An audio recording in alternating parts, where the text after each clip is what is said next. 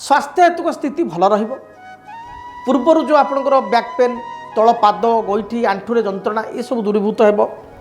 skin allergy बा अन्य किसी स्किन रिलेटेड समस्या थिले ता दूरीभूत हो आपणकर जदि किसी परिवार पिता माता हेल्थ इश्यू थिला भाई भौणी थिला ता मध्य दूरीभूत हो तेणु बहुत गुड़े पैसा जो आप मेडिकल आगुरी खर्च होता बा मेडिकल खर्च होता ताको आप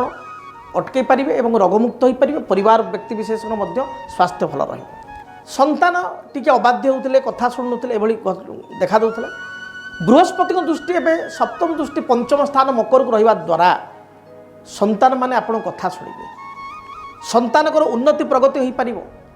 ज्येष्ठ संतान होते कर्म खोजुले नुआ कर्म नुआ चाकरी जून जुलाई अगस्त सेप्टेम्बर मध्य पाइपर बा संतान जदि ज्येष्ठ संतान कर्म करूँ प्रमोशन हो ज्येष्ठ संतान पुओ झीर बह व्रतादि मांगल्य कार्य हो पार नथिले